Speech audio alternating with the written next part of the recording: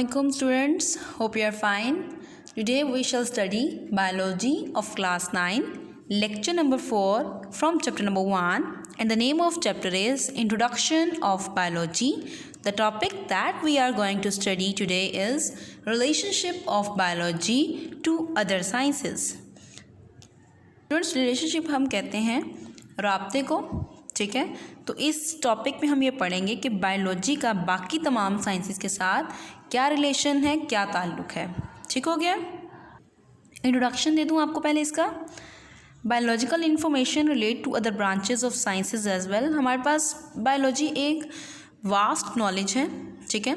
तो बायोलॉजी का बाकी जो साइंस की ब्रांचेस हैं, लाइक हमारे पास फिज़िक्स है, केमिस्ट्री है, मैथमेटिक्स है, जियोग्राफी है, इकोनॉमिक्स है, बायोलॉजी का इन सब ब्रांचेस के साथ रिलेशनशिप है, ठीक है। बायोलॉजी कहीं ना कहीं इन ब्रांचेस के साथ रिलेट करती है, इसका ताल्लुक़ इन बाकी तमाम ब्रांचेस के साथ जुड़ा हुआ है। ठीक हो गया। अब हम देखेंगे कि किस तरीके से बायोलॉजी जो है वो बाकी तमाम ब्रांचेस के साथ कनेक्टेड है। When studying the process of movement in animals, the biologists have to refer to the laws of motion in physics.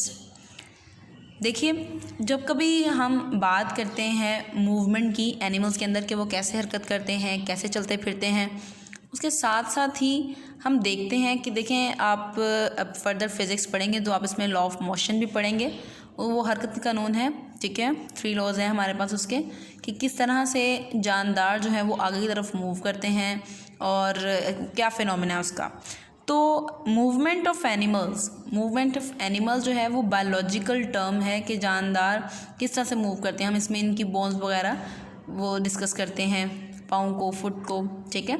तो ये सब हमारे पास आ जाता है बायोलॉजिकल फिनोमेना। लेकिन जब भी हम मूवमेंट ऑफ एनिमल की बात करते हैं, साथ ही साथ हमें जो लॉ ऑफ मोशन है फिज़िक्स के अंदर, हमें उसको भी डिस्कस करना पड़ता है। इस तरह से हमारी बायोलॉजी जो है वो हमारी कनेक्टेड है विद फिज़िक्स। ठीक हो गया। This form the basis of interdisciplinary science. Interdisciplinary science का मतलब है कि साइंस के मुख्तलिफ जो डिसिप्लिन्स हैं, जैसे बायोफिज़िक्स, केमिस्ट्री हैं, इनका आपस में कोई ना कोई ताल्लुक़ है, ठीक है।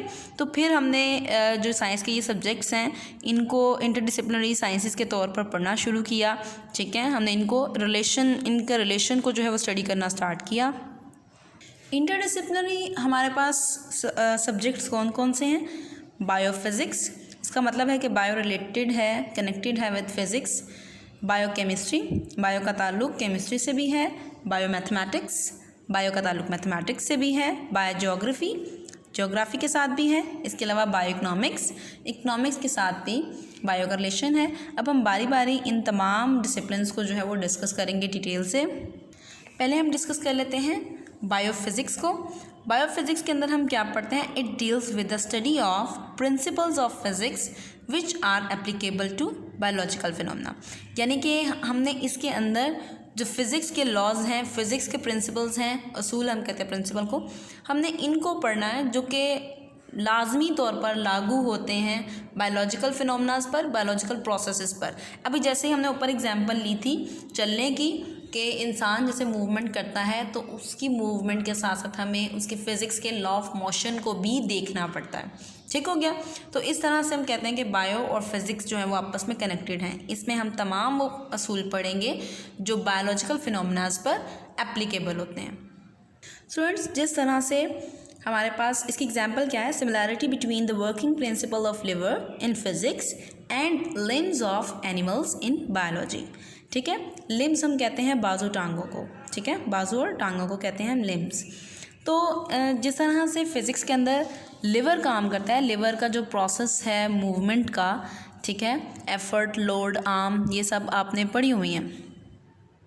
और फल्क्रम, इस तरह से मूवमेंट एनिमल्स के इस लिम्स के अंदर इसी तरह से मूवमेंट होती है, एफर्ट होती है, लोड, आर्म होती है, और इसके साथ साथ हमारे पास फल्क्रम होता है। इसी तरह से लिवर भी काम करता है। लिवर हम पुली वगैरह जिस तरह से काम करती हैं, ठीक है। तो इन दोनों का आपस में रिलेशन है। स्टूडेंट्स, ये हम फिज़िक्स में पढ़ते हैं। ये काइंड ऑफ लिवर की डायग्राम मैं आपको दिखा रही हूँ। ये हमारे पास फल्क्रम है, यहाँ पर एफर्ट लगती है। फल्क्रम और एफर्ट के दरमियान वाले फासले को हम कहते हैं एफर्ट आर्म, ठीक है। और यहाँ पर हम लोड को लिफ्ट करते हैं, लोड को उठाते हैं, ठीक है। और फल्क्रम और लोड के दरमियान वाली आर्म को हम कहते हैं लोड आर्म, ठीक है, लोड आर्म। अब मैं आपको दिखाती हूँ कि इंसानी जिस्म में किस तरह से इसे काम करते हैं। स्टूडेंट्स, ये ह्यूमन बॉडी है, यहाँ पर देखें इंसान का बाजू है, ये फल्क्रम है जो जॉइंट, एफर्ट लगती है यहाँ पर, ठीक है, मसल्स पर, और यहाँ हाथ से हम जो है वो लोड लिफ्ट करते हैं। तो फिज़िक्स और बायो के अंदर, ये इंसानी बाजू के अंदर और जो फिज़िक्स के अंदर लिवर है, इनके काम करने का फिनोमेना बिल्कुल सेम है, और इस फिनोमेना को हम डिस्कस करते हैं इन बायोफिज़िक्स। अब हम आ जाते हैं बायोकेमिस्ट्री की तरफ। Study of the chemistry of different chemical compounds and processes occurring in living organism, यानी कि हमने इसमें पढ़ना है, केमिस्ट्री को पढ़ना है, लेकिन केमिस्ट्री पढ़नी है केमिकल कंपाउंड्स, यानी कि जो भी प्रोसेस इंसान के अंदर हो रहे हैं, ठीक है, उनमें कौन कौन से केमिकल कंपाउंड्स इन्वॉल्व हैं, ठीक है, और किस किस तरह से इन्वॉल्व हैं, उनका क्या स्ट्रक्चर है। तो ये सारी केमिस्ट्री इन्वॉल्व होती है लिविंग थिंग्स के अंदर, ठीक है। तो इसको हम पढ़ते हैं इन बायोकेमिस्ट्री। अब मैं आपको इसकी एग्जांपल दिखाती हूँ। एग्जांपल हमारे पास क्या है, basis of metabolism of photosynthesis and respiration involves the knowledge of chemistry. इसका मतलब ये हुआ कि हमारे पास यहाँ पर जो फोटोसिंथेसिस है और रेस्पिरेशन है, ठीक है। अब फोटोसिंथेसिस जो है वो पौधों के अंदर हो रही है, रेस्पिरेशन प्लांट्स और एनिमल्स दोनों के अंदर हो रही होती है, ठीक है। अब ये हो तो जानदारों के अंदर रहा है प्रोसेस, ठीक है। बायोलॉजी के अंदर हम पढ़ते हैं इसको, फोटोसिंथेसिस को भी और रेस्पिरेशन को भी। लेकिन अब फोटोसिंथेसिस के अंदर कौन कौन से केमिकल कंपाउंड्स इन्वॉल्व हैं, ये हम पढ़ते हैं केमिस्ट्री के अंदर। फॉर एग्जाम्पल हम कहते हैं फोटोसिंथेसिस के लिए, फोटोसिंथेसिस में हमारे पास कार्बन डाइऑक्साइड और वाटर के ज़रिए से बनता है। सूरज की प्रेजेंस के अंदर, सनलाइट की प्रेजेंस के अंदर बनती है हमारे पास ग्लूकोज, ठीक है, और एनर्जी रिलीज़ होती है। तो अब ग्लूकोज का फॉर्मूला क्या है, कार्बन, हाइड्रोजन, ऑक्सीजन से मिलकर बनता है ग्लूकोज। अब ग्लूकोज का फॉर्मूला जो है वो केमिस्ट्री से रिलेट करता है। अब ग्लूकोज के अंदर कार्बन, हाइड्रोजन और ऑक्सीजन की पोजीशन क्या है, उनका स्ट्रक्चर क्या है, वो किस तरह से ज्वाइन किए हुए हैं, ये हम पढ़ते हैं केमिस्ट्री के अंदर। तो फिर इसलिए हम कहते हैं कि बायो और केमिस्ट्री भी आपस में रिलेट करते हैं, ठीक हो गया। स्टूडेंट्स, नेक्स्ट हमारे पास है बायोमैथमेटिक्स। बायोमैथमेटिक्स के अंदर हम पढ़ेंगे बायो और मैथ का रिलेशनशिप, ठीक है। Study of using mathematical techniques and tools in biological work. इसमें हम बायोलॉजी को इस्तेमाल करते हुए बायोलॉजी के अंदर मैथ्स के रूल्स और मैथ की टेक्निक्स को इस्तेमाल करते हैं, ठीक है। एग्जाम्पल इसकी क्या है, to analyse the data gathered after experimental work biologist have to apply the rules of mathematics. यहाँ पर हमारे पास क्या है, बायोलॉजिस्ट जो एक्सपेरिमेंट करते हैं उससे जो भी डाटा कलेक्ट किया जाता है उस डाटे के ऊपर मैथमेटिक्स रूल्स को अप्लाई किया जाता है, ठीक हो गया। अब एग्जांपल आपको देती हूँ कि आपके पास एक गार्डन है, आपने गार्डन में जो है वो एक ही टाइम पर काफ़ी प्लांट्स लगाए हैं, ठीक है, और डिफरेंट काइंड्स के लगाए हैं, ठीक है। अब 10 दिन बाद आप जो है वो दोबारा से डाटा कलेक्ट करते हैं कि हर प्लांट के अंदर कितनी इंप्रूवमेंट हुई है, कितना बड़ा हुआ है, इस तरह से जो दूसरी किस्म के प्लांट्स हैं उनमें कितनी लेंथ का इजाफा हुआ है, ठीक है। उसके बाद फिर हम इस तरह से डाटा हम डिफरेंट डेज़ का जो है वो कलेक्ट करते जाएंगे, ठीक है। उसके बाद हम ग्राफ्स बनाते हैं, उसके बाद हम एवरेज उनकी निकालते हैं, मीन निकालते हैं, ताकि हमें एनालिसिस हो कि हमारे पास कितनी ग्रोथ हुई है, कितने दिनों में हुई है। तो इसके लिए हमें मैथ्स के रूल्स जो हैं वो अप्लाई करना पड़ते हैं, ठीक है ना। तो इसलिए बायोलॉजी के अंदर जब हम एक्सपेरिमेंटल वर्क करते हैं तो हमारे पास मैथमेटिक्स और स्टैट थोड़ी बहुत इस्तेमाल होती है, ठीक है। नेक्स्ट हमारे पास है बायोजियोग्राफी।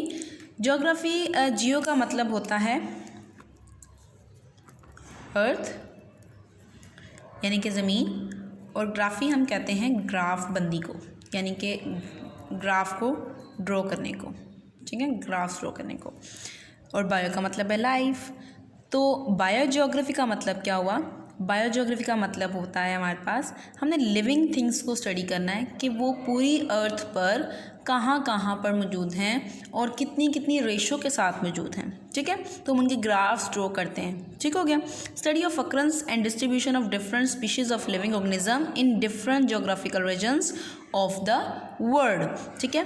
पूरी दुनिया के अंदर एनिमल स्पीशीज़ जो हैं, लिविंग ऑर्गेनिज्म, प्लांट्स भी हो सकते हैं, ठीक है, वो कहाँ कहाँ पर डिस्ट्रीब्यूट हुए हुए हैं, किस किस जगह पर उनकी जो है वो मौजूद हैं, उनकी स्पीशीज़ मौजूद हैं, ठीक है, अक्रंस उनकी और साथ में डिस्ट्रीब्यूशन।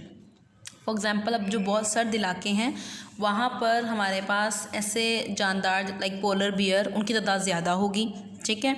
वो गर्मी वाले जो इलाके हैं, जो रीजन्स हैं अर्थ के, वहाँ पर उनकी जो मतलब कि उनकी तादाद है वो कम होगी, ठीक है। तो हम कहते हैं इस स्पेसिफाइड जोग्राफिकल रीजन के अंदर पोलर बियर की तादाद जो है वो कम है और उस रीजन के अंदर किसी भी जो ठंडा इलाका होगा उसके अंदर पोलर बियर की रीजन जो डिस्ट्रीब्यूशन है, अक्रंस है, वो ज़्यादा है, ठीक हो गया।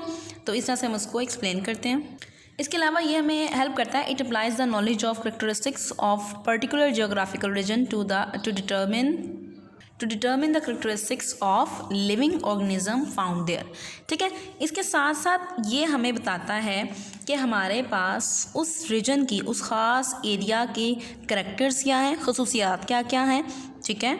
और इसके साथ साथ वो हमें बताता है कि वहाँ पर जो जानदार रहते हैं उनकी खसूसियात क्या हैं, ठीक है ना।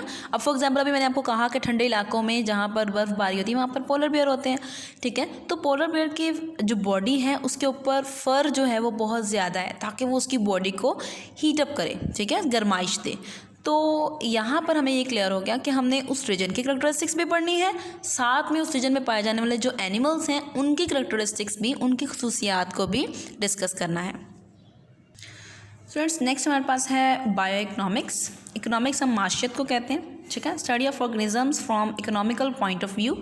इसमें हमने माशी लिहाज से हमने पढ़ना है जानदारों को, ठीक है, ऑर्गेनिजम्स को। For example, the cost value and the profit value of wheat can be calculated through this branch and the benefits or loss can be determined, ठीक है। इसमें हम क्या करते हैं, इसमें हम एनालिसिस करते हैं हमारी, फॉर एग्जांपल अगर हमने गंदम की जो फसल है वो लगाई है, ठीक है, हम एनालिसिस ये करते हैं कि इस पर हमारी कॉस्ट क्या आई थी, कितनी रकम लगी थी, कितनी लागत लगी थी ये फसल लगाने के लिए, और जब ये फसल पक गई, ठीक है, उसकी हार्वेस्टिंग के बाद हमारे पास जो फसल फिर हमने सेल की तो उससे हमें बेनिफिट कितना हुआ, ठीक है, बेनिफिट कितना हुआ, या फॉर एग्जांपल हमें लॉस कितना हुआ, ठीक है। उससे हमें अंदाज़ा हो जाता है कि हमें ये फसल जो है वो महंगी पड़ रही है, सस्ती पड़ रही है, हमें ये नेक्स्ट सीज़न में लगानी चाहिए, नहीं लगानी चाहिए।